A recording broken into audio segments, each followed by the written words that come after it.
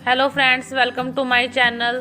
तो आज की इस वीडियो में मैं आपको इस टुलिप सलवार की कटिंग एंड स्टिचिंग बताने वाली हूं। तो अगर आपको मेरी ये वीडियो पसंद आए तो इसे लाइक करें, शेयर करें और मेरे चैनल को सब्सक्राइब करें। तो चलिए वीडियो स्टार्ट करते हैं। तो इस टुलिप सलवार को बनाने के लिए मैंने ये कॉटन का फैब्रिक लिया है। इस फैब्रिक की लेंथ 2 मीटर है। इसे मैंने लेंथ में फोल्ड किया हुआ है। ये इसकी ओपन साइड है और ये फैब्रिक की फोल्डेड साइड है। तो अब सबसे पहले हम फोल्डेड साइड पर 1 इंच का एक मार्क करेंगे। इस मार्क पर अपने थंब को रखते हुए इस तरह से फैब्रिक को ट्रायंगल में फोल्ड कर देंगे। बिल्कुल कोने से ट्रायंगल नहीं बनाना है। यहाँ पर 1 इंच का जो हमने मार्क किया है उतना गैप देते हुए ही ट्रायंगल को बनाना है। तो इस फैब्रिक को मैंने 14.5 इंच तक फोल्ड किया है। अब हमने जहाँ 1 इंच का मार्क किया था अगेन वहाँ 1 इंच का एक मार्क करेंगे और इस मार्क पर अपने थंब को रखते हुए इस तरह से दूसरी साइड से भी ट्रायंगल को फोल्ड कर देंगे। इस तरह आइसक्रीम के कोन के जैसा शेप बन जाएगा। अब हम यहाँ 2.5 इंच पर एक लेंथ में मार्क करेंगे और इस फैब्रिक को इसके ऊपर इस तरह से सेट कर देंगे।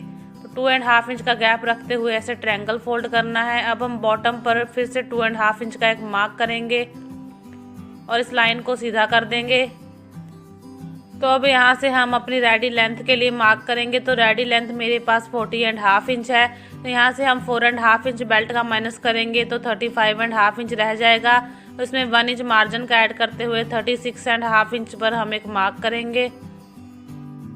तो अब हम बॉटम से इस मार्क को मेजर करेंगे तो हमारे पास 39 इंच आ जाएगा। तो यहाँ 39 इंच पर हमें राउंड में मार्क करते जाना है। जैसे हम अम्ब्रेला कट में मार्क करते हैं बिल्कुल वैसे ही मार्क करते हुए हमें एक राउंड सर्कल बना लेना है।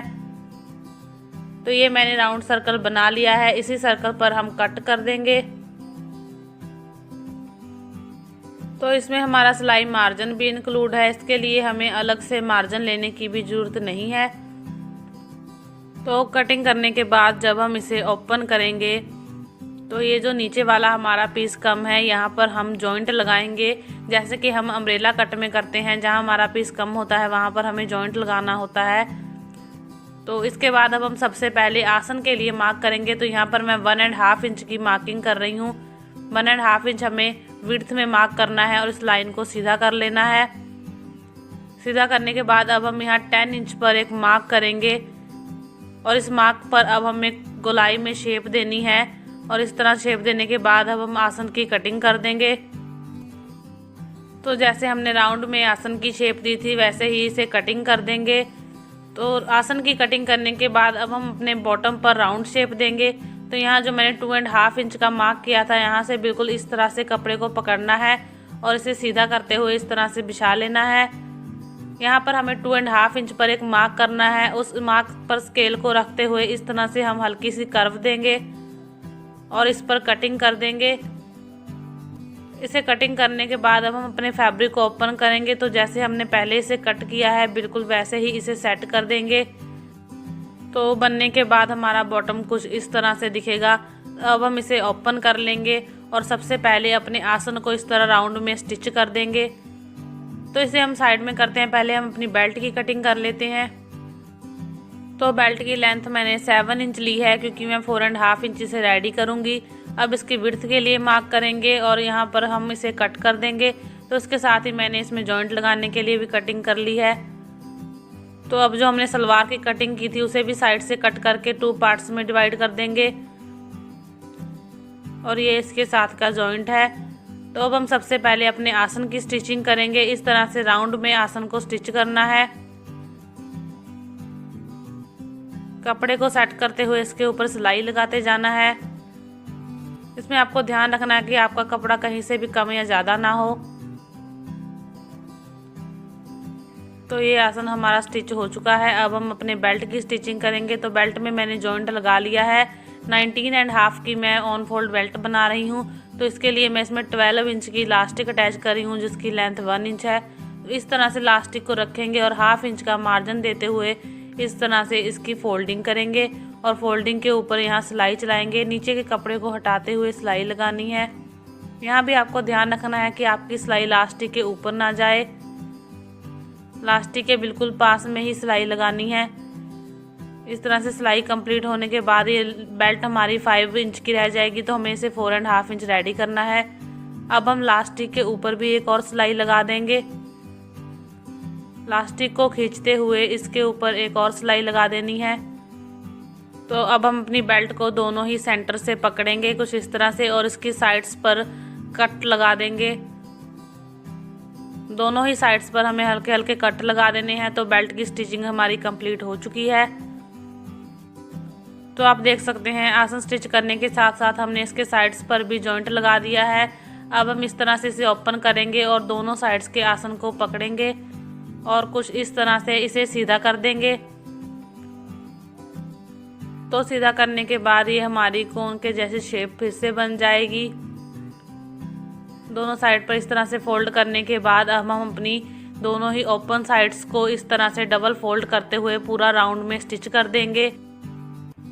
दोनों ही साइड्स को सेम तरीके से हमें स्टिच करना है। इस तरह से डबल फोल्डिंग करते हुए ही हमें इसकी स्टिचिंग करनी है। डबल फोल्डिंग करने से हमारी सिलाई में फिनिशिंग अच्छी आती है। तो आप देख सकते हैं मैंने दोनों ही साइड्स को स्टिच कर दिया है। इस तरह से नीचे राउंड में स्टिच किया है, साइड्स को बिल्कुल सीधा स्टिच करना है। अब हम बॉटम से 12 इंच पर एक मार्क करेंगे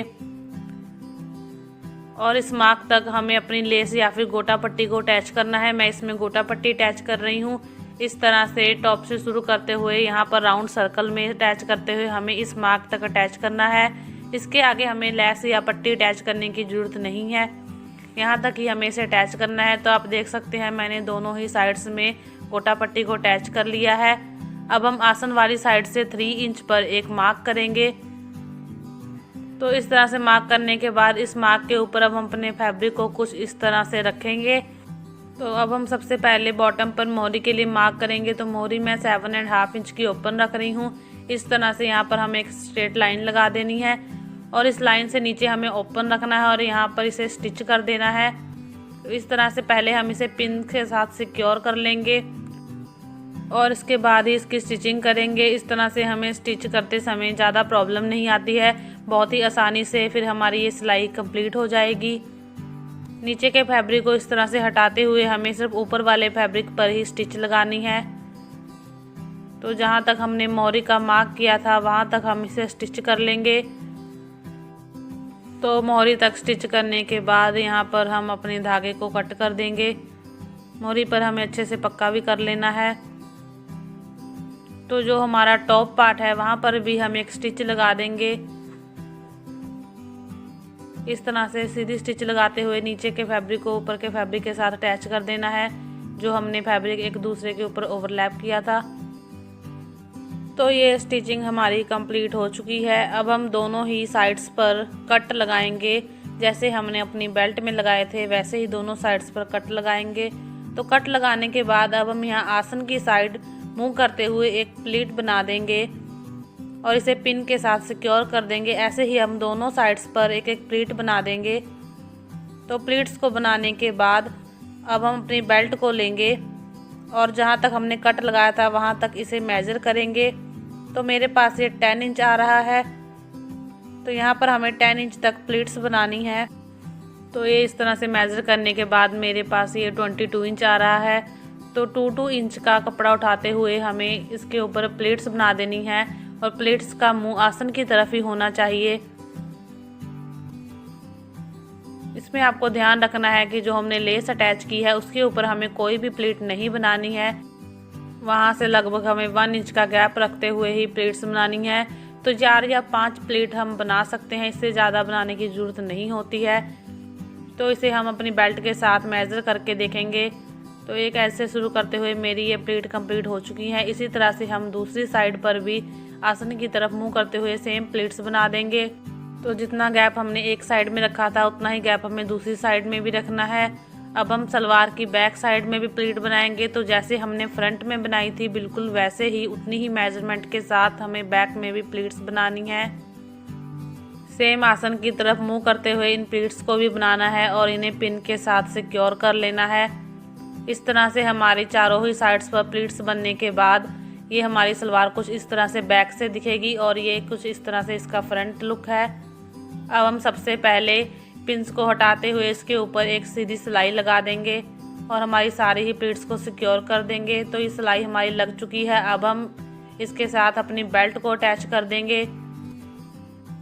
तो जैसे हम अपनी सिंपल सलवार में बेल्ट अटैच करते हैं, बिल्कुल वैसे ही इस बेल्ट को भी अटैच करना है। बस यहाँ ध्यान रखना है कि कट के साथ कट को मिलाते हुए सिलाई लगानी है। तो इस तरह से सिलाई लगाने के बाद हमारी सलवार के साथ बेल्ट अटैच हो जाएगी। अब हमें सलवार के ऊपर भी एक और सीधी सिलाई लगा देनी है। तो ये सलवार हमारी कंप्लीट हो चुकी है। तो ये फ्रंट से इसकी फाइनल लुक है और ये बैक से। सो आई होप आपको मेरा ये ट्यूटोरियल पसंद आया होगा।